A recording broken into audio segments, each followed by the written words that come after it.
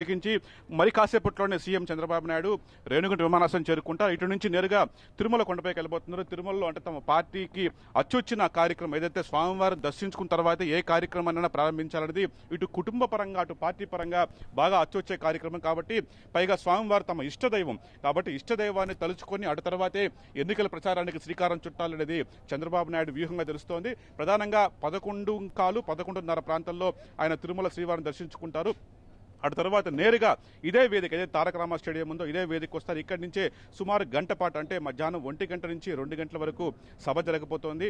ఈ కార్యక్రమానికి హాజరు కాబోతున్న మొత్తం పార్టీ కేడర్తో అంతా సీఎం చంద్రబాబు నాయుడు దిశానిర్దేశం చేయబోతున్నారు. అయితే మరొక తాజా అంశం ఏంటంటే ఇప్పటికే పార్టీ 126 మంది అభ్యర్థులను ప్రకటించిన సంగతి తెలిసిందే. అయితే మిగిలిన అభ్యర్థులు ఎవరైతే ఉన్నారో ఆ మొత్తం లిస్టును కూడా ఇదే వేదిక పైన చంద్రబాబు నాయుడు ప్రకటించబోతున్నారనేది తాజాగా మనకు అందుతున్న సమాచారం. అయితే ఈ అంశం మరింతగా రూఢీ కావాల్సి ఉంది. అట్లాగే లోక్సభ అభ్యర్థులను కూడా ఇక్కడే ప్రకటిస్తారని ప్రచారం జరుగుతోంది.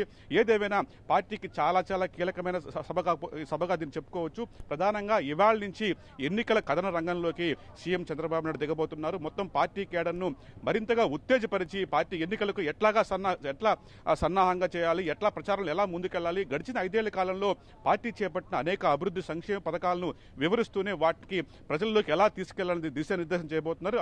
అట్లాగే అనేక సంక్షేమ కార్యక్రమాలకు వైఎస్ఆర్సీపీ ఎలా అడ్డుపడింది, అట్లాగే మోడీ ఏపీని ఎలా మోసం చేశాడు, దాన్నంతా కూడా ఎలా ప్రజల్లోకి తీసుకెళ్లాలన్న విషయం పైన పార్టీ కేడర్కు ఒక సరైన దిశానిర్దేశం చేసే ప్రయత్నంలో భాగంగానే ఈ సమావేశం ఇవాళ బూత్ కన్వీనర్లు, పార్టీ కోఆర్డినేటర్లు, అట్లాగే సేవా మిత్రులు వీరంతా కూడా పాల్గొనబోతున్నారు. వాళ్ళకంతా కూడా సీఎం చంద్రబాబు నాయుడు ఈ సభ ద్వారా దిశానిర్దేశం చేయబోతున్నారు. మొత్తం మీద ఇదొక ఎన్నికల సమర సంఘం ఇక్కడి నుంచి పూరించబోతున్నారు. అయితే శ్రీకాకుళంలో మాత్రం ఎన్నికల ప్రచారాన్ని ప్రారంభించేది మాత్రం శ్రీకాకుళంలోగా తెలుస్తోంది. కానీ ఇక్కడ కేవలం ఎన్నికల సమర సంఘాన్ని మాత్రం పూరించబోతున్నారు. ఒక రకంగా ఇది పార్టీకి ఎన్నికల సన్నాహక సదస్సుగా మనం చెప్పుకోవాల్సి ఉంటుంది.